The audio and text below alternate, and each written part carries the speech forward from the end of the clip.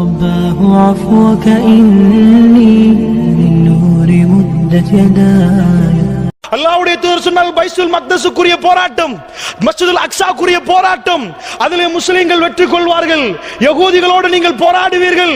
அந்த பள்ளிவாசல் எங்கள் கையில் வரும் வரைக்கும் மறுமை நாள் வராது.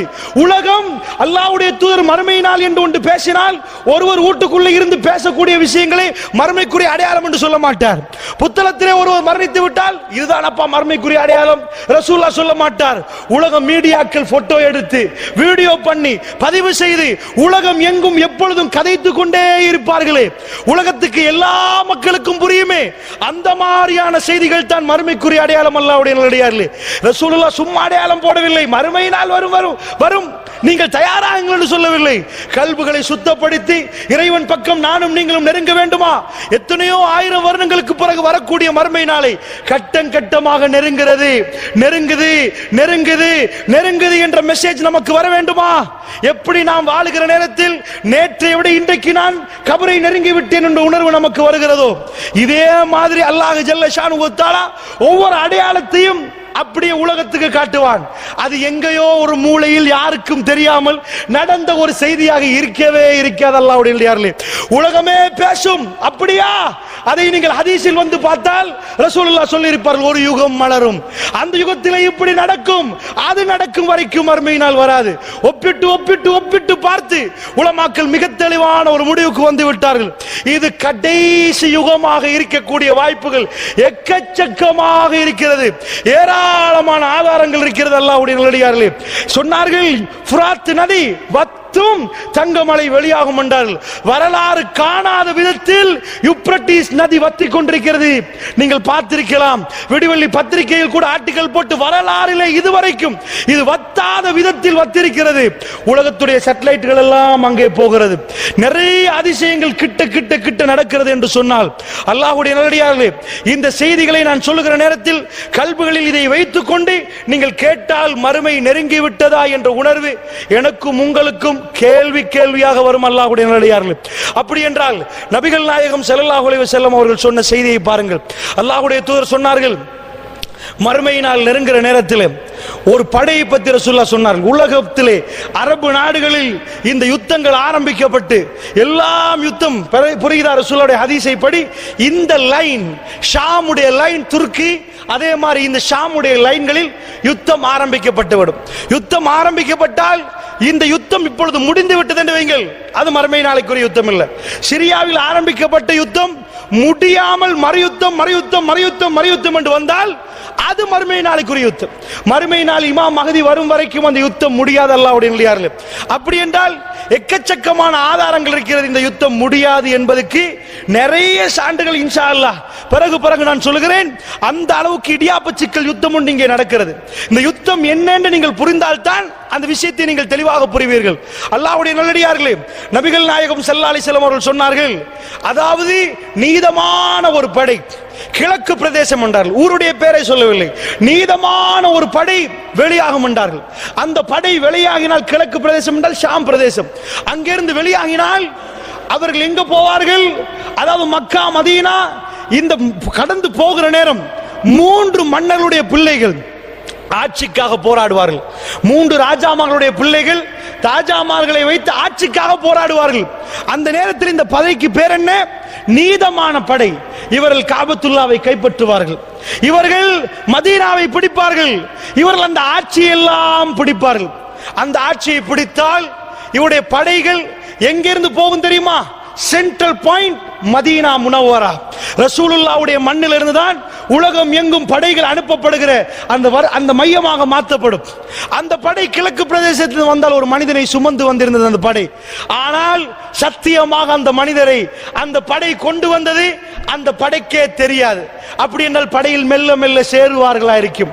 ஒரு ஜிஹாது படை கிழக்கிலிருந்து வந்தால் திடீரென்று வராது, அந்த படைக்கு மெல்ல மெல்ல மெல்ல மெல்ல சேர்ந்து வருவார்கள். அந்த மனிதர் யாரு? ஷாமில் இருந்தவர் தான் அவர். ஷாமுக்கு சொந்தக்காரர். ரசூலுல்லாஹ் சொன்னார், என்னுடைய பேருக்கு அவருடைய பேர் ஒத்ததாக இருக்கும், என் தகப்பன் பேருக்கு அவருடைய தகப்பன் பேர் ஒத்ததாக இருக்கும், என் தாய் பேருக்கு அவருடைய தாய் பேர் ஒத்ததாக இருக்கும், அவருடைய மூக்கு இப்படி இருக்கும். ரசூலுல்லாஹ் மிக தெளிவான வர்ணனை செய்தார்கள். எப்படி ஒரு இறை தூதர் வருவதற்கு முன்னாடி மறை இறை தூதரை மிக தெளிவாக சொல்லுவாரோ அந்த அளவுக்கு மிக தெளிவாக மறுமை நாளைக்குரிய அடையாளமாக இமாம் மஹ்தி அலைஹிஸ்ஸலாத்து வஸலாம் அவர்களை வர்ணித்தார்கள்.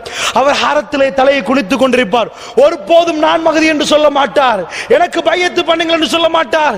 அங்கே உள்ளவர்கள் அவரை கண்டுபிடிப்பார்கள். அவர்கள் அந்த ஹதீஸோடு தான் வாழுவார்கள். அல்லாஹ்வுடைய நல்லடியார்களே, யுத்தங்கள் வாழுகிற நேரம் ஹரத்தை சுத்தி வளைத்த அந்த ஞாபகத்தோடு அங்கே உள்ள அதாவது உலமாக்கள் ஷேக்மார்கள் அந்த ஞாபகத்தோடு இருப்பார்கள். அவர்கள் கண்டுகொள்வார்கள், இவர் இமாம் மஹ்தி. எல்லோரும் பையத்து செய்ய ஆரம்பிக்கப்படுகிற நேரம், பையத்து நடக்க ஆரம்பிக்கப்படும். உலக முஸ்லிம்கள் ஒரே அணியில் திரளக்கூடிய இமாம் மஹ்தி அலைஹிஸ்ஸலாத்து வஸலாமுடைய வருகை வர ஆரம்பிக்கும். ஹரத்தில் இருந்து அந்த ஆட்சி அவர் கையிலே கொடுக்கப்பட்டிருக்கும். ஏன்? அந்த படை அந்த ஆட்சியை எடுத்து கொடுத்திருக்கிறது அவருடைய கையிலே. அவருடைய கையிலே ஆட்சி கொடுக்கப்பட்டால் மதீனாவில் இருந்து ஒரு படை போகும் என்றால் ரசூலுல்லாஹ். மோஸ்ட் பவர்ஃபுல் ரசூலுல்லாஹ்வுடைய ஹதீஸை எடுத்துக்கொண்டால் ஆச்சரியமான ஒரு வார்த்தை வெளியாகிறது. இந்த படைக்கு என்ன சொன்னார்கள்? பேர் சொல்லவில்லை, நீதமான படை என்றார்கள். இதுக்கு பேர் நீதமான படை. வந்தார்களே கிழக்கில் இருந்து, அது நீதமான படை. ஆனா அடுத்த படை என்ன? வந்த படையிலே இமாம் மஹ்தி இருக்கிறார். அவர் ஆட்சி அமைத்ததுக்கு பிறகு இன்னொரு படை ரசூலுல்லாஹ் சொன்னார்கள். மதீனாவில் இருந்து ட்ரூப்ஸ் படைகள் அனுப்பப்படுகிற நேரம் ஒரு படை அனுப்பப்படும் துருக்கிக்காக, டர்க்கிக்கு அனுப்பப்படும், இஸ்தான்புலுக்கு. ஏனென்றால் கிறிஸ்தவர்கள் அதை பிடித்துக் கொண்டு அங்கே நிறைய பிரச்சனை நடக்க ஆரம்பிக்கும். அந்த நேரத்தில் இந்த படை மதீனாவில் இருந்து அங்கே போகும். அந்த படைக்கு ரசூலுல்லாஹ் வைத்த பேர் என்ன தெரியுமா? உலகத்திலே பலசாலியான படை அதுதான். அமெரிக்காவர்களுக்கு எவனுக்கு கிட்ட வர முடியாது, கிட்ட வர முடியாது. ஆனால் அந்த படையிலும் பிழை செய்தவர்கள் இருக்கிறார்கள். ரசூலுல்லாஹ் சொன்னார்கள், அந்த படை அப்படியே போகும். எங்கே? இஸ்தான்புல், துருக்கியுடைய தலைநகரம். இன்றைக்கு யுத்தம் ஆரம்பிக்கப்பட்ட பிரதேசம். அங்கே போகும். அல்லாஹ்வுடைய நல்லடியார்களே, அங்கே போனால் அங்கே உள்ள கிறிஸ்தவர்கள் கேட்பார்கள், நீங்களே என்னப்பா வந்தீர்கள்? உங்களுக்கு எங்களுக்கு என்ன பிரச்சனை? நாங்க ஊர் மக்களோட பார்த்துக் கொள்வோம். இல்லை, எங்களுடைய சகோதரர்கள் அவருடைய பிரச்சனையில் நாங்கள் தலை போடுவோம் என்று சொல்லுவார்கள். அந்த யுத்தம் ரசூல் ஸல்லல்லாஹு அலைஹி சொன்னார்கள், கடைசி வார், ஃபைனல் வார். தஜ்ஜால் வெளிவருவதற்கு முன்னாடி உள்ள ஃபைனல் வார். துருக்கியுடைய இஸ்தான்புலை கைப்பற்றும் வரைக்கும் மறுமை நாள் வராது. முஸ்லிம்கள் போய் அந்த இஸ்தான்புலை ரோமர்களுடைய கையில இருந்து கைப்பற்றுவார்கள். அந்த யுத்தத்திலே 3 கூட்டமாக மதீனாவில் இருந்து போன படை ரசூலுல்லாஹ் பிரித்தார்கள். அதிலே ஒரு கூட்டம் புறமுதுகிட்டு ஓடுவார்கள். அல்லாஹ் ஒருபோதும் அவர்களை மன்னிக்க மாட்டான். ஜிஹாது களத்திலே வந்து அவர்கள் ஓடின ஓட்டத்துக்கு அல்லாஹ் மன்னிக்க மாட்டான். அடுத்த கூட்டம் ஷஹீதாக்கப்படுவார்கள். அல்லாஹ் ஜல்ல ஷானுஹு வ தஆலா அவர்களை மன்னித்து அரவணைத்துக் கொள்வான் என்றார்கள் ரசூலுல்லாஹி ஸல்லல்லாஹு அலைஹி வஸல்லம். 3வது கூட்டம் அந்த யுத்தத்தை வெற்றி கொள்வார்கள். அல்லாஹ் இதற்கு பிறகு அவர்களுக்கு சோதனையே கொடுக்க மாட்டான் என்றார்கள் ரசூலுல்லாஹ். அல்லாஹ் அவர்களுக்கு சோதனையே கொடுக்க மாட்டான். ஷைத்தான் வெளியே வருவான் என்றார்கள் ரசூலுல்லாஹ். கத்துவான், தஜ்ஜால் வந்து விட்டான், தஜ்ஜால் வந்து விட்டான். இதுதான் அந்த ஹதீஸுடைய முக்கியமான வார்த்தை. எது தெரியுமா? அந்த படையில உள்ள மனிதர்கள் யார்? அவர்கள் யார்? அவர்கள் எந்த ஊர் மக்கள்? ரசூலுல்லாஹ்வுடைய வாயிலிருந்து வெளியே வந்தது. ஷைத்தான் வந்து கத்துவான், தஜ்ஜால் வெளியே வந்து விட்டான். அந்த சிரியா மக்கள், ரசூலுல்லாஹ் சொன்னார்கள், அந்த சிரியா மக்கள் தன்னுடைய மனைவி மக்களை காப்பாற்றுவதற்காக வேண்டி, தஜ்ஜாலிடம் இருந்து காப்பாற்றுவதற்காக ஓடி போவார்கள் வீட்டுக்கு என்றார்கள் ரசூலுல்லாஹ். அப்படி என்றால் ஃபைனல் வாருடைய ஜிஹாது படை சிரிய தேசத்து மக்கள். அல்லாஹ்வுடைய நல்லடியார்களே, ஷாமை பற்றி எக்கச்சக்கமான செய்திகளை நீங்கள் படித்து பார்க்கலாம். அந்த மண் பரக்கத்து செய்யப்பட்ட மண்ணிலே முக்கியமான உணர்வு படைத்த ஜிஹாதுக்கு குதிக்கக்கூடிய ஏராளமான உணர்வு படைத்தவர்கள் அங்கே இருக்கிறார்கள். அவருடைய வீடுகளுக்கு ஓடி போவார்கள். ஆனால் வல்லாஹி தஜ்ஜால் வரவில்லை என்றார்கள் ரசூலுல்லாஹ். ஷைத்தான் பொய்யை சொன்னான். வீட்டுக்கு போய் உட்காருவார்கள். தன்னுடைய மனைவி மக்களோடு கதைக்கிற நேரம் தஜ்ஜால் உண்மையாகவே வெளியே வந்து விடுவான். திமிஷ்க், சிரியாவுடைய டெமஸ்கஸ், அதிலே உள்ள கிழக்கு பிரதேசத்துள்ள வெள்ளை மினாரா, இந்த யுத்தத்திலே அதுவும் ஒரு பகுதி உடைக்கப்பட்டிருக்கிறது. அதிலே தான் ஈசா அலைஹிஸ்ஸலாம் இறங்குவார்கள் என்று சந்தேகப்படுகிறது. அல்லாஹு ஆலம், அல்லாஹ் ரப்புல் ஆலமீன் மிக அறிந்தவன். ஆனால் ரசூலுல்லாஹ் சொன்னார்கள், சிரியாவுடைய டெமஸ்கஸுடைய பஸ்ராவுடைய வெள்ளை மினாராவிலே தான் அவர் இறங்குவார் சுபஹுடைய நேரத்திலே. அல்லாஹ்வுடைய நல்லடியார்களே, அங்கே இமாம் மஹ்தி அவர்கள் இருப்பார்கள். அவர்கள் இறங்குகிற நேரம் சுபஹு தொழுகைக்கான பேச்சுவார்த்தை நடக்கும். அப்படி என்றால் அந்த சிரியா மக்கள் அங்கே வந்து சேருவார்கள். பாபுலூத், பலஸ்தீனத்துக்கு பக்கத்தில் உள்ள பாப் லூத்திலே தஜ்ஜால் கொலை செய்யப்படுவான். மிக சுருக்கமாக நான் உங்களுக்கு சொல்லியிருக்கிறேன். அல்லாஹ்வுடைய நல்லடியார்களே, அப்படி என்றால் இந்த ஹதீஸை நீங்கள் வைத்து நீங்கள் பார்க்கிற நேரம் மறுமையுடைய கடைசி நிகழ்வுகளுக்குரிய மிக முக்கியமான இடங்கள், இந்த இடங்களில் யுத்தம் ஆரம்பிக்கப்பட்டால் முதலில் பைத்துல் மக்தஸுக்கு தான் யுத்தம் நடந்து கொண்டிருந்தது. ஆனால் மற்ற ஊர்கள் எல்லாம் நிம்மதியாக இருந்தார்கள், எந்த பிரச்சனையும் இருக்கவில்லை. இப்ப கொஞ்சம் கொஞ்சமாக ஈராக்கிலே பிரச்சனை, அதுக்கு பிறகு சிரியாவிலே பிரச்சனை, அதுக்கு பிறகு துருக்கியிலே பிரச்சனை. ரசூலுல்லாஹ் சொன்ன எந்த நாடும் விடப்படாமல் உலகம் அந்த அத்தனை பேரும் அந்த நாடுகளை பார்க்கிற அளவுக்கு இந்த பிரச்சனை வந்தால் இந்த பிரச்சனையுடைய முடிவு என்ன? அல்லாஹ்வுடைய நல்லடியார்களே, இந்த பிரச்சனையுடைய முடிவு என்ன? அப்படி என்றால் இந்த செய்திகளை மனசிலே ஆழமாக வைத்துக் கொண்டு ஒரு முஃமின் இந்த நேரத்தில் என்னுடைய பங்களிப்பு என்ன என்ற செய்தியை சொல்வதற்கு தான் இந்த அவ்வளோத்தையும் நான் உங்களுக்கு சொன்னேன். உங்களுடைய பங்களிப்பு என்ன? அல்லாஹ்வுடைய நல்லடியார்களே, ஹல்ப் பிரதேசம் இன்றைக்கு பாலடைந்து போயிருக்கிறது. மதீனாவுக்கு போய் வருகிறார்கள், 9 டிகிரி என்கிறார்கள் கூதல். ஸ்ரீலங்காவிலே நாத்திரிக்கு அப்படி கூதலாக இருக்கிறது இந்த டிசம்பரில். ஆனால் சிரியா மக்கள் என்ன மைனஸ் டிகிரி அவர்கள் கடுமையான வேதனைக்குள்ளாக்கப்பட்டிருக்கிறார்கள். என்ன இந்த யுத்தம் என்ற செய்தியும் நான் உங்களுக்கு சொல்லலாம். பஷார் அல் அசாத் அவன் தான் கொடுங்கோலன், சிரியாவுடைய ஆட்சி தலைவன். இந்த பஷார் அல் அசாதுடைய வாப்பா கிட்டத்தட்ட 30 வருஷம் சிரியாவை ஆளுகிறார். பஷார் அல் அசாத் ஒரு கண் வைத்தியர், கண் டாக்டர். அவன் என்ன பண்றான்? அவன் ராணுவத்தில் இருந்து வாப்பா மௌத்தாக ராணுவத்தால் ஆட்சியை பிடிக்கிறான். ஏனென்றால் அவனுடைய பிரிவு ஷியா, நுசைரியா என்ற பிரிவு. கிட்டத்தட்ட 10க்கும் 12க்கும் இடைப்பட்டவர்கள் தான் அவர்கள். 30 லட்சம் 2.5 கோடி மக்கள் தான் சிரியாவில் இருக்கிறார்கள். இந்த 30 லட்சம் பேரை வைத்தால் 70% அஹ்லுஸ் சுன்னா வல் ஜமாஅத்தினர்கள். 70% எங்க மக்கள்.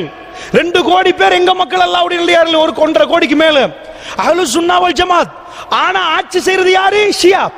ஷியாக்களிலும் மிக மோசமான ஜாதி தான் இந்த நுசைரியா. எப்படிப்பட்ட ஜாதி என்றா, ஈரான் இவர்களை காஃபிர் என்றுவார்கள். ஈரானே 1 நம்பர் காஃபிர், அவர்கள் இவர்களை காஃபிர் என்றா எப்படி தெரியுமா? நுசைரியா என்பது ஷியாக்களில் மிக மோசமான ஜாதி. ஏனென்றால் அலி பின் அபி தாலிப் ஒரு மனிதர் அல்ல, அவர்தான் அல்லாஹ் இந்த உலகத்தில் பிறந்தார். அல்லாஹ் இந்த உலகத்தில் மனித உருவம் வந்தால் அலி பின் அபி தாலிப் என்று சொன்ன ஒரு மிக மோசமான ஜாதி அல்லாஹ்வுடைய நல்லடியார்கள். இந்த ஷியாக்கள் தான் அந்த நுசைரியா பிரிவு. இவருடைய எக்கச்சக்கமான பிழைகள் இருக்கிறது. இவர்கள் எப்படி ஆட்சிக்கு வந்தார்கள் என்றா, அதான் அத்துமீறி வந்தார்கள். வந்தா மக்கள் பொறுத்து 2011ஆம் ஆண்டுல இதுக்கு மேல பொறுக்கலாண்டு வெடிக்க ஆரம்பிக்குது யுத்தம். அந்த யுத்தம் எப்படி என்றா, ஸ்ரீலங்காவில் ராணுவம் இருக்கும். ஏதாவது மக்கள் புரட்சி செய்தா சுடுவார்களா? இல்ல. என்ன கண்ணீர் புகை அடிப்பாங்க, தண்ணி அடிப்பாங்க, விரட்டுவாங்க, ராணுவத்தை போடுவாங்க. பஷார் அல் அசாத் கையில் எடுத்தது துப்பாக்கி. மக்கள் புரட்சி செய்கிற நேரம் எல்லாத்தையும் கொல்ல ஆரம்பித்தான் பஷார் அல் அசாத். கொல்ல ஆரம்பித்தா உள்நாட்டு போராக மாறுது, மக்களுக்கும் ராணுவத்துக்கு. அது எந்த அளவுக்கு முத்துதென்றால், துருக்கி கை போடுகிறது கொஞ்சமாக.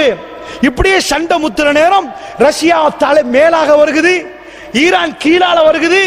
படை கீழ் தரை மார்க்கமாக ஈரான், மேலான ரஷ்யா.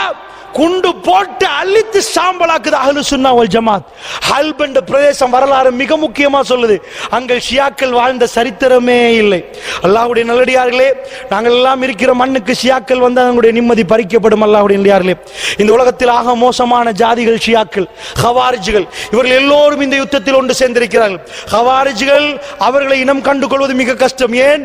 அவர்களை ரசூலுல்லாஹ் சொன்னார்கள், அவர்கள் பார்ப்பதற்கு நீங்கள் என்னப்பான்னு நினைக்கிற அளவுக்கு அவர்கள் ஓதுவார்கள். அவர்கள் தொழுதால் உங்கள் தொழுகை என்னென்று நினைப்பீர்கள், அவர்கள் நோன்பு பிடித்தால் உங்கள் நோன்பு என்னென்னு நினைப்பீர்கள். அவர்கள் எப்படிப்பட்டவர்கள் தெரியுமா? ஹவாரிஜுடைய பண்பை ரசூலுல்லாஹ் சொன்னார்கள். அவர்கள் எப்படி கண்டுகொள்வீர்கள் தெரியுமா? முஸ்லிம்களை கொல்லுவார்கள், முஸ்லிம்களுக்கு எதிராக நிற்பார்கள், அவர்கள் முஸ்லிம்களை கொல்லுவார்கள். அவர்கள் மட்டும் அந்த யுகம் மலர்ந்து நான் இருந்தால் ஆது சமுதாயத்தை அல்லாஹ் எப்படி அழித்தான் அப்படி அழிப்பேன் என்றார்கள் ரசூலுல்லாஹ். கண்ட இடத்தில் கொள்ளுங்கள் என்றார்கள் ஹவாரிஜ். இந்த உம்மத்தில் மிக மோசமான ஜாதி அந்த ஹவாரிஜ்கள், ஷியாக்கள். அல்லாஹ்வுடைய நல்லடியார்களே, அவர்கள் எங்கெங்கெல்லாம் பூந்தார்களோ இன்றைக்கு ஹல்புடைய அஹ்லுஸ் சுன்னா வல் ஜமாத்தை கொண்டு குவிக்கக்கூடியவர்கள் வேற யாரும் இல்லை, இந்த ஷியாக்கள். கீழால ஈரானிகள் இங்கே கொள்கிறார்கள். அல்லாஹ்வுடைய நல்லடியார்களே, எங்க நாட்டிலையும் ஷியாக்களை பத்தி பேசுகிறார்கள். சுப்ஹானல்லாஹ், என்ன மதிப்பு கொடுத்து பேசுகிறார்கள். இமாம் குமைனி காரி துப்ப இமாம் குமேனி அவன். அல்லாஹ்வுடைய நல்லடியார்களே, இஸ்லாமிய ஈரானிய சாம்ராஜ்யம் குடியரசு என்று பேசுகிறார்கள்.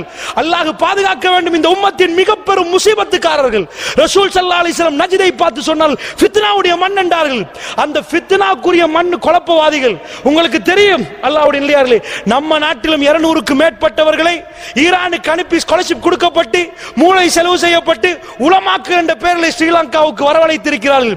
உங்களுக்கு தெரியும் கதுருல பகுதியிலே, அதாவது புலனறுவையிலே கதுருல பகுதியிலே, அதாவது ஷியாக்களுடைய மதரசா நடக்கிறது.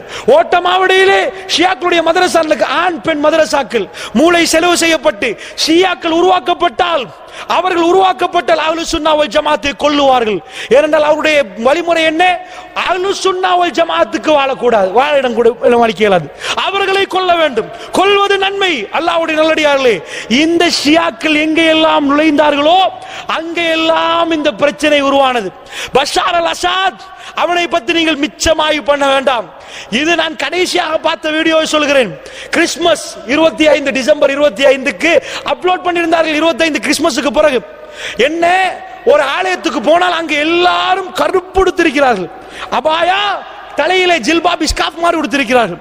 என்ன எனக்கு சந்தேகம் வந்தது என்றால், பஷார் அல் அசாத் உள்ளே போற நேரம் கை கொடுத்து கன்னத்தை மோந்து கொள்கிறார். முஸ்லிம் பெண்கள் அப்படி கொடுக்க மாட்டார்களே, முழுக்க மறைக்கப்பட்டிருக்கிறது, கன்னங்களை ஹக் பண்றாரு, கை கொடுக்கிறாரு. முஸ்லிம் பெண்கள் அப்படி கொடுக்க மாட்டார்கள் என்று பார்த்தால், பஷார் அல் அசாதுக்கு பக்கத்தில் ஒரு வெள்ளக்காரி, தலையிலும் ஒன்றுமில்லை, களத்திலும் ஒன்றுமில்லை, மார்பிளையும் ஒன்றுமில்லை, ஒன்றுமே இல்லை, அசல் வெள்ளக்காரி. அல்லாஹ்வுடைய நல்லடியார்களே, யார் அது? அஸ்மா அல் அசாத் தன்னுடைய மனைவி. அந்த மனைவி நீங்கள் பார்த்தீர்கள், வல்லாஹி சொல்கிறேன், வெள்ளக்காரி தோப்பால். அரபு நாடுகளில் ஆளக்கூடிய ஜனாதிபதியுடைய மனைவியா இது? கம்யூனிஸ்ட் வாதத்தை கொண்டு வந்து சிரியா மக்களுக்கு வைத்து அடக்குமுறை செய்கிறான் இஸ்லாம். அங்கே இல்லை. அல்லாஹ்வுடைய நல்லடியார்களே, இதற்குத்தான் அஹ்லுஸ் சுன்னா வல் ஜமாத்தினர் கிளம்பி இந்த போராட்டத்தை உண்டாக்கினார்கள். இதை நன்றாக நீங்கள் புரிந்து கொள்ள வேண்டும் என்பதற்கு சொல்கிறேன். நீங்கள் அவனை அழைக்க வேண்டும் என்றால் இந்த அவனுடைய மனைவி யார் என்று பார்த்தால் உங்களுக்கு புரியும். அவர் வெளிநாட்டில் படித்து வந்த அஸ்மா அல் அசாத், இஸ்லாத்தின் சாயலே இருக்காது. நீங்கள் பார்த்திருப்பீர்கள், இது டொனால்ட் ட்ரம்புடைய மனைவியாண்டு. அந்த அளவுக்கு மோசமாக இருக்கும். அல்லாஹ்வுடைய நல்லடியார்களே, என்ன தெரியுமா?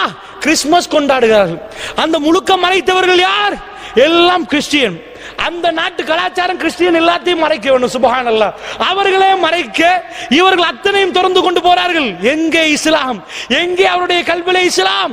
அல்லாஹ்வுடைய நல்லடியார்களே, அங்கே கிறிஸ்துமஸ் கொண்டாடப்படுகிறது 5 ஆண்டுகளுக்கு பிறகு. சொன்னால் என்ன சொன்னார்கள் தெரியுமா கிறிஸ்தவர்கள்? கிறிஸ்துமஸ் 5 வருஷத்துக்கு பிறகு ஏன் கொண்டாடப்படுவதாம்? எது கொண்டாடப்படுதான்? இவ்வளவு காலமா அந்த உள்நாட்டு போர்ல அந்த ஊரை பிடிச்சிருந்தாங்களாம். பஷார் அல் அசாத் வந்து மீட்டு எடுத்து விட்டாராம். அதனால் பஷார் அல் அசாத் போய் கிறிஸ்துமஸ் கொண்டாடுறாராம். சுப்ஹானல்லாஹ். எங்களுடைய உறவுகள் பாதிக்கப்படுகிற நேரம் இதுதான் அந்த நாட்டுடைய கொடுங்கோளுடைய முடிவு. அல்லாஹ்வுடைய நல்லடியார்களே, அப்படி என்றால் நான் கேட்கிறேன் உங்களுக்கு, இதைவிட விரிவாக உங்களுக்கு சிரியாவுடைய யுத்தத்தை சொல்ல வேண்டிய தேவையில்லை. என்னால் இன்னொரு 10 நிமிடத்துக்குள் நான் அத்தனையும் சொல்லி முடிக்க வேண்டும். அல்லாஹ்வுடைய நல்லடியார்கள் நன்றாக புரிந்து கொள்ளுங்கள். சிரியாவுடைய வாரை பற்றி நீங்கள் தேடினால் எக்கச்சக்கமாக கிடைக்கும். நான் சுருக்கமான அறிக்கை சொல்கிறேன். ஐநாவுடைய அறிக்கை, விக்கிபீடியாவுடைய அறிக்கை, எங்களுடைய முஸ்லிம் சமூகத்துக்கு அறிக்கை எடுப்பதற்கு அப்படி ஒரு மீடியா இல்லை. அல்லாஹ்வுடைய நல்லடியார்களே, 40 லட்சம் பேர்கள் அகதியாக்கப்பட்டிருக்கிறார்கள். நிம்மதியாக வீடுகளில் வாழ்ந்த மக்கள், அதில் 11 லட்சம் பிள்ளைகள் அகதியாக்கப்பட்டிருக்கிறார்கள். 73,000 குழந்தைகள் தாய் தகப்பனை இழந்த சின்ன சிறுமிகள் 73,000 பேர் இருக்கிறார்கள். அல்லாஹ்வுடைய நல்லடியார்களே, இப்பொழுது 4,70,000க்கு மேல பிப்ரவரியுடைய அறிக்கை, இப்பொழுது 6 லட்சம் தாண்டிருக்க வேண்டும். 4,70,000க்கு மேற்பட்டவர்கள் கொலை செய்யப்பட்டிருக்கிறார்கள். அல்லாஹ்வுடைய நல்லடியார்களே, இந்த யுத்தத்தை பொறுத்தளவில் எனக்கும் உங்களுக்கும் ஒரு பங்களிப்பு இருக்கிறது. இந்த உம்மத்து பாதிக்கப்படுகிற நேரம், குர்ஆன் சுன்னாவாதிகள் லா இலாஹ இல்லல்லாஹ் என்று சொன்னவர்கள் பாதிக்கப்படுகிற நேரம், நானும் நீங்களும் அல்லாஹ்விடம் கரமேந்தி, யா அல்லாஹ், அவருடைய கல்புகளுக்கு உறுதியை கொடுத்து விடு யா அல்லாஹ். அவர்களுக்கு குர்ஆனிலும் சுன்னாவிலும் யார் நிலைத்திருக்கிறார்களோ அவளுக்கு உன்னுடைய நேரடியான உதவியை கொடுத்து விடு யா அல்லாஹ் என்று கேட்க வேண்டும். அல்லாஹ்வுடைய நல்லடியார்களே, அந்த உணர்வு கூட எனக்கும் உங்களுக்கும் வரவில்லை என்றால், காலையிலிருந்து ராத்திரி வரைக்கும் என்னுடைய குடும்பமும் என்னுடைய பிள்ளையும் மட்டும் என்ற உணர்வு வந்திருந்தால், நிச்சயமாக முனாஃபிக்குடைய அடையாளம் எனக்கும் உங்களுக்கும் இருக்கிறது. ரசூலுல்லாஹ் என்ன சொன்னார்கள்? இந்த உம்மத் பாதிக்கப்படுகிற நேரம் அது சம்பந்தமாக உங்களுடைய கல்பு போராடவில்லை என்று சொன்னால் மாதா அலா ஷுஅபத்தி மினன் நிஃபாக், நிஃபாக்குடைய முனாஃபிக்குடைய தன்மையோடு அவர் மரணித்து விட்டார் என்று சொன்னார்களே. அல்லாஹ்வுடைய நல்லடியார்களை நீங்கள் பார்த்திருப்பீர்கள். முழு உலகமே பார்த்தது, உலகமே அழிந்தது. வெளிநாடுகளில் மேற்கத்திய நாடுகளில் பேப்பர்ல ஹெட்லைனாக வந்த செய்தி என்ன? நிறைய வீடியோக்கள் ஜூம் பண்ணி காட்டினார்கள். கையிலே தூக்கினால் இந்த அளவு குழந்தை, ஒரு 4 வயசு இருக்கும் அந்த குழந்தையுடைய சைஸ், 3 வயசு சரி இருக்கும். அல்லாஹ்வுடைய நல்லடியார்களே, கடற்கரையில் முகம் குப்புற பிறண்டு அலை வந்து அடித்து போகிற நேரம் குழந்தையுடைய தலை நலைந்து போகுது. முகம் குப்புற குழந்தை பிறண்டிருக்கிறது. ஜனாசா, அந்த புள்ள மௌத்தாக இருக்கிறது. அந்த புள்ளையுடைய உம்மா கடலில் மௌத்தாகிட்டாங்க, வாப்பா மௌத்தாகிட்டாங்க. சின்ன சிறுமி கடற்கரை ஓரமாக மரணிக்கப்பட்டது முழு உலகமே பார்த்தது. சிரியாவில் இப்படிப்பட்ட அவல நிலையா? அந்த குழந்தைகள் ஆங்காங்கே கொலை செய்யப்பட்டிருக்கிறார்கள், சின்ன சிறுமிகள். அந்த ஜனாசாவை தூக்கி கொண்டு போகிற நேரம் வயிறு பத்துகிறது. இந்த அளவுக்கு கொடுங்கோலான மிக மோசமான தன்னுடைய ஆட்சிக்காக இவ்வளவு மோசமான யுத்தத்தை நடத்துவார்களா? அந்த பஷார் அல் அசாதுக்கு எதிராக அல்லாஹ்விடம் கையேந்த வேண்டாமா? அல்லாஹ்வுடைய நல்லடியார்களே, எங்களுடைய மக்கள் ஐரோப்பாவுக்கு போய் அதுக்கு அடுத்ததாக உள்ள கிறிஸ்தவ நாடுகளுக்கு போய் நீங்கள் எல்லாம் பார்த்திருப்பீர்கள். மிக பிரபலியமாக வந்த ஒரு வீடியோ, ஒரு உம்மா கை குழந்தையை தோளிலே வைத்துக் கொண்டிருக்கிறாள். பாப்பா வந்து ரயில்வே ட்ரக்கிலே அப்படியே தள்ளுறார். புள்ளை தன்னுடைய மனைவியையும் புள்ளையோடு அவரும் வந்து அப்படியே பிறழுகிறார். எதுக்கு தெரியுமா? கெஞ்சி சொல்கிறார்கள், எங்களுடைய நாட்டுக்கு எங்களை அனுப்ப வேண்டாம், இருக்கின்றா நாங்கள் இந்த ட்ரக்ல இருந்து ட்ரெயின் வரட்டும், நம்ம செத்து போயிடுவோம். எங்க நாட்டுக்கு எங்களை அனுப்ப வேண்டாம், சிரியாவுக்கு எங்களை அனுப்ப வேண்டாம், எங்களை கொல்லுகிறார்கள், உங்களால் முடியும் என்றால் பொறுப்பெடுத்துக் கொள்ளுங்கள் என்று கிறிஸ்தவர்கள்ட்ட போய் மண்டியிடுற அளவுக்கு இந்த உம்மத்தின் அவல நிலை இருக்கிறது என்றால் இந்த வேலையை செய்த பஷார் அல் அசாதை அல்லாஹ் விட மாட்டான். எங்களுடைய பங்களிப்பு என்ன? அல்லாஹ்வுடைய நல்லடியார்களே, முஸ்லிம் உம்மாவிலே ஒரு ரசூல் ஸல்லல்லாஹு அலைஹி வஸல்லம் என்ன சொன்னார்கள்? முஸ்லிம்கள் ஒரு உடம்பை போன்று, ஒரு உறுப்பிலே பாதிப்பு வந்தால் முழு உடம்பும் எப்படி வலிக்குமோ அப்படி எங்களுக்கு வலிக்கிறதா? அல்லாஹ்வுடைய நல்லடியார்களே, ரசூலுல்லாஹ் என்ன ஹதீஸ் சொன்னார்கள்? அல்லாஹும்ம பாரிக் லனா ஃபீ ஷாமினா, எங்களுடைய ஷாம் யா அல்லாஹ், எங்களுடைய ஷாம் என்று ரசூலுல்லாஹ்வுடைய வாயால் எங்களுடைய ஷாம் என்று வந்தால் அது ரசூலுல்லாஹ்வுக்கு மட்டுமா எங்களுடைய ஷாம்? எங்களுக்கு எங்களுடைய ஷாம் இல்லையா? எங்களுடைய ஷாமில் இந்த பாதிப்பு நடந்தால் ஒரு ஜனாசாவை நீங்கள் பார்த்திருப்பீர்கள், எல்லோரும் பார்த்த செய்திகள். அப்படியே ஒரு ஜனாசாவுடைய கன்னத்திலே வாப்பா கன்னத்தை வைத்து, சின்ன ஒரு பிள்ளை ஜனாசாவுடைய கன்னத்திலே கன்னத்தை வைத்துக் கொண்டு அப்படியே கட்டி பிடித்துக் கொண்டிருக்கிறார். அவங்களுடைய வழக்கம், அந்த நேரத்தில் ஜனாசா மீட்பு படை பிள்ளையை தாருங்கள் என்று கேட்கிற நேரம் கொஞ்ச நேரம் அவகாசம் கேட்டார். கொஞ்ச நேரம் தாருங்கள். அவர் எவ்வளவு ஊட்டி இருப்பார், அவர் எவ்வளவு தலையை தடாவி இருப்பார், எவ்வளவு பேசியிருப்பார். திடீரென்று நடந்த யுத்தத்தில் தன்னுடைய பிள்ளையை பறிகொடுத்து ஜனாசா மீட்பு படை அடக்க வேண்டும் என்று கேட்கிற நேரம் கொஞ்ச நேரம் என்று கேட்டாரு. அல்லாஹ் ரப்புல் ஆலமீன் எனக்கும் உங்களுக்கும் இந்த சோதனையை தரக்கூடாது. அல்லாஹ்வுடைய நல்லடியார்களே, ஏன் தெரியுமா? ரசூல் ஸல்லல்லாஹு அலைஹி வஸல்லம் சொன்னார்கள், மறுமை நாள் நெருங்குற நேரம் முஸ்லிம் எங்க இருந்தாலும் இந்த பாதிப்பு வரும். அல்லாஹ்வுடைய நல்லடியார்களே, நீங்கள் முஸ்லிமா, நீங்கள் லா இலாஹ இல்லல்லாஹ் சொன்னீர்களா, உங்களுக்கும் எனக்கும் பரிசோதனை நடக்கும். அல்லாஹ் என்னையும் உங்களையும் பாதுகாக்க வேண்டும். எப்படி உதாரணம் எடுத்தார்கள்? பசித்த நாய்கள், வெறி பிடித்த நாய்கள் சாப்பாடை கண்டால் எப்படி பாயுமோ அப்படி முஸ்லிம்களை கண்டால் பாய்வார்கள். யார சொல்லல்லா, அந்த நேரத்திலே நாங்கள் கொஞ்சமா அதிகமா யார சொல்லல்லா, பத்ரிலே மாறி இல்லை. அல்லாஹ்வுடைய நல்லடியார்களே, பத்ரிலே 300, 1000, அஹ்ஸாபிலே 3000, 10,000. ரசூலுல்லாஹ்வுடைய வாய் என்ன சொன்னது தெரியுமா? அப்பொழுதெல்லாம் கொஞ்சம் அதிகம் அவர்கள் ரசூலுல்லாஹ் சொன்னார்கள், நாங்கள் அதிகமாக இருப்போம், வெள்ளத்தில் அடிபட்டு போகிற சருகுகள் போன்றிருப்போம். இதைவிட தெளிவான உதாரணம் தேவையில்லை. ஒரு முஸ்லிமை நீங்கள் பார்க்கலாம், இவ்வளவு பாதிப்புகள். இவர்கள் இன்னும் படத்தை விடவில்லை. அல்லாஹ்வுடைய நல்லடியார்களே, இவர்கள் இன்னும் கூத்தி விடவில்லை. எங்கேயோ ஒரு நடிகருடைய பின்னாடி இன்னும் போகிறார்கள். முஸ்லிம் உம்மா பாதிக்கப்படுகிற நேரம் ஒரு தொழுகையில் கண்ணீர் வடித்து என்னுடைய உறவு யா அல்லாஹ், என்னுடைய உறவு யா அல்லாஹ் என்று கேட்பதற்கு எங்களால் முடியவில்லை என்றால் நாங்கள் முனாஃபிக்கா முஸ்லிமா? அல்லாஹ்வுடைய நல்லடியார்களே, உடைய கல்புகளில் அதில் இடம் இல்லை என்றால் இந்த உம்மத் எங்கெல்லாம் இருக்கிறதோ அங்கெல்லாம் வெறி பிடித்த நாய்கள் மாதிரி பாயும் வரைக்கும் மறுமை நாள் வராது. அல்லாஹ்வுடைய நல்லடியார்களே, அப்படி என்றால் அந்த பெரும் சோதனை எங்கள் மீது திருப்பினால் அல்லாஹ் எங்களை பாதுகாக்க வேண்டும். அல்லாஹ் எங்களை பாதுகாக்க வேண்டும். அல்லாஹ்வுடைய நல்லடியார்கள், நீங்கள் பார்த்திருப்பீர்கள், ரோஹிங்கியா முஸ்லிம்கள், அர்கான் முஸ்லிம்கள், அவர்கள் அர்காண்டால் தனி நாடு பர்மாவுடைய, அதில் இருந்து நாயிஃப் என்று ஒரு ஆறு இருக்கிறது. அந்த ஆறை கடந்தால் பங்களாதேஷ். அல்லாஹ்வுடைய நல்லடியார்களே, ஆறை கடந்தால் பங்களாதேஷ், ஆறு வழியாக வந்துடலாம். வந்தால் என்ன சொன்னார்கள்? கொல்லுகிறார்கள். வீட்டை தட்டி வெளியெடுத்து சுட்டார்கள். எங்களை ஓட ஓட சுட்டார்கள். உலகத்தில் யாரும் பேசவில்லை. இன்னொரு நாடுக்கு ஒரு பிரச்சனை என்றால் சேட்டலைட் வேணுமா, அது வேணுமா, இது வேணுமா, எல்லாம் பேசுவார்கள். முஸ்லிமுக்கு சண்டை நடந்தால் எங்களுக்கு உள்ளே போக முடியாது, பெரிய பிரச்சனை, அதை அனுப்ப முடியாது. சுப்ஹானல்லாஹ், எல்லாரும் சேர்ந்து நடிக்கிறார்கள், எல்லாரும் சேர்ந்து நாடகம் ஆடுகிறார்கள். ரசூலுல்லாஹ் சொன்னார்களே, அது பொய்யாக கூடாது. அல்லாஹ்வுடைய நல்லடியார்களே, வெறி பிடித்த நாய்கள் எப்படி பசித்த சாப்பாடுக்கு பாயுமோ, எல்லா வெறியர்களும் எங்களை மீது சாயிறார்கள், எங்கள் மீது டெரரிஸ்ட் என்கிறார்கள், எங்கள் மீது பாயிறார்கள். ஏன்? லா இலாஹா இல்லல்லாஹ் முஹம்மதுர் ரசூலுல்லாஹ். கடைசி நேரம் அல்லாஹ் ரப்புல் ஆலமீன் சோதிப்பான். அல்லாஹ்வுடைய நல்லடியார்களே, அந்த மாதிரி அதிகமான முஸ்லிம்கள் இருந்தாலும் எல்லா நாடுகளும் மிக தெளிவாக, அந்த ஹதீஸுக்கு உதாரணம், எல்லா நாடுகளும் கதவை பூட்டிக் கொண்டது, எடுக்க இயலாது என்று. பர்மாவுடைய முஸ்லிம்கள் நீங்கள் பார்த்திருப்பீர்கள், அதை எல்லோரும் பார்த்தார்கள். அதை சோர் பார்சலை பங்களாதேஷில் இருந்து கொடுத்ததை பார்த்தீர்களா? குழந்தைகள் அழுகுது, தேம்பி தேம்பி அழுகுது, எல்லோரும் கையில வைத்து பசிக்குது, சாப்பிட்டு இருக்கவில்லை, பாஞ்சு வந்திருக்கிறார்கள். போட்டிலே ஊடை விட்டு விட்டு, வாசலை விட்டு விட்டு, எல்லாத்தையும் திறந்து விட்டு அவர்கள் வந்தால் பங்களாதேஷ் சொல்லுது, உள்ளே எடுக்க முடியாது, திரும்பி உங்க நாடுக்கு போங்க. அதுல ஒரு ராணுவ வீரர் எல்லாருக்கும் சாப்பாடு கொடுக்கிறேன்னு போக்கஸ் பண்ணி காட்டினார்கள் வீடியோவில். அவருடைய கண்ணால் கண்ணீர் ஓடுகிறது.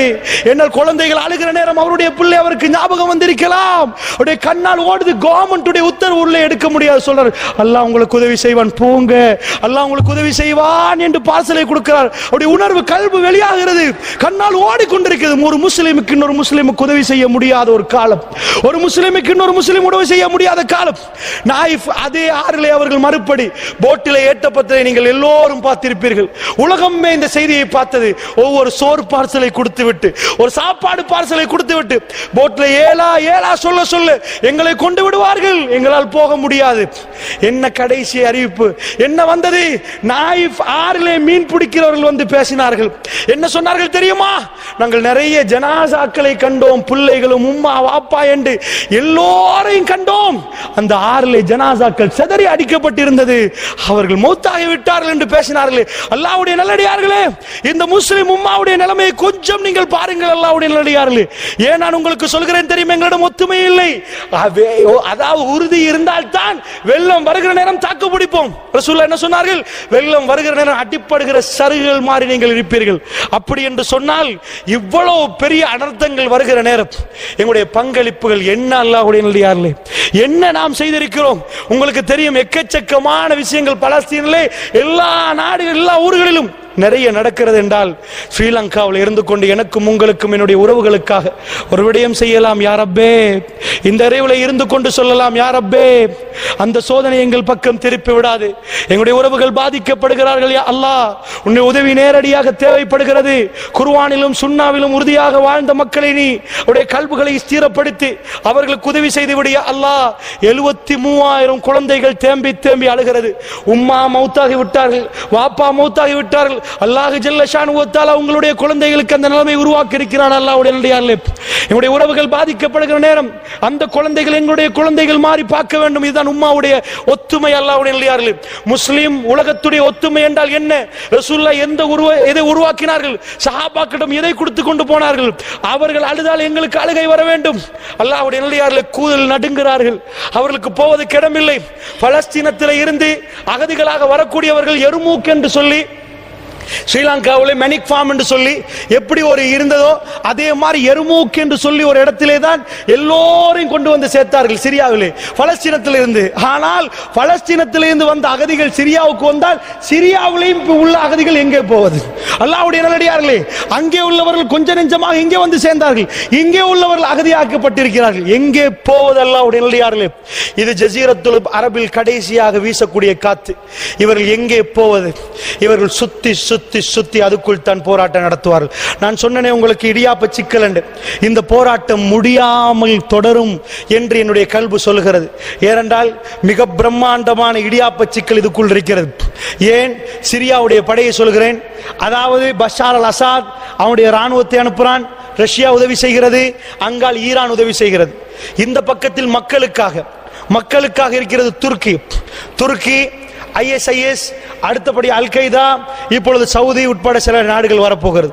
அல்லாஹ்வுடைய நல்லடியார்களே, அஹ்லு சுன்னா வல் ஜமாத் பக்கம் இருக்கக்கூடிய ஜபஹத்துன் நுஸ்ரா, இந்த மாதிரி படைகள் இருக்கிறது. இந்த படைகள் எல்லோரும் நல்லவர்களா?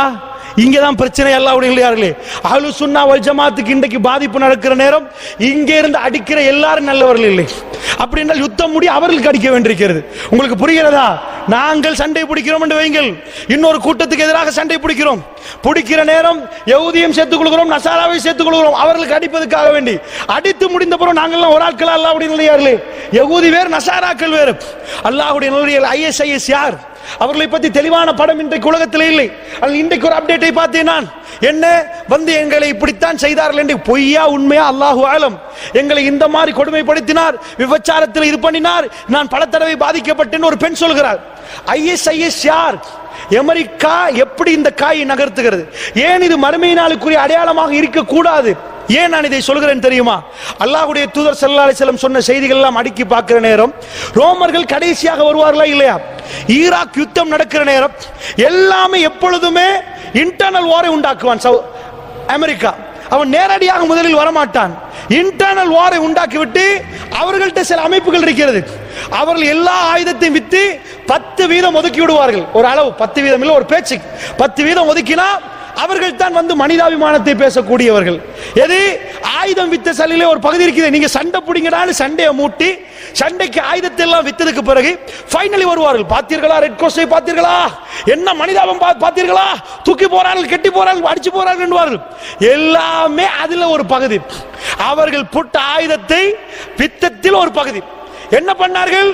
ஆப்கானிஸ்தான் வார் அடித்தார்கள், தலைபாண்டார்கள், அல் கைதாண்டார்கள். எல்லாம் என்ன நடந்தது? கடைசியில் வந்து இறங்கி எல்லாத்தையும் முடக்கி இல்லாமல் ஆக்கினார்கள். ஃபைனலா தான் எல்லாத்தையும் ஆயுதம் விற்பார்கள். உள்ளுக்குள்ள சண்டை நடந்ததுக்கு பிறகு கடைசி அவர்கள் இறங்குவார்கள், சண்டையை முடித்து விட்டு அவர்கள் கையில் எடுப்பார்கள். இதே மாதிரி ஈராக்குடைய வார் முடிகிற நேரம் ஒரு 3500 பேர் சிறையில் அடைக்க வைக்கப்பட்டிருந்தாங்க. அவர்களை சிறையை உடைச்சிட்டு வெளியே வந்தாங்களா? அல்லாஹு அக்பர். அமெரிக்காவுடைய சிறை அது ஈராக்ல. அவர்கள் தான் போட்டிருந்தாங்க. சிறையை உடைச்சிட்டு வந்தவங்க எவ்வளவு? 3500.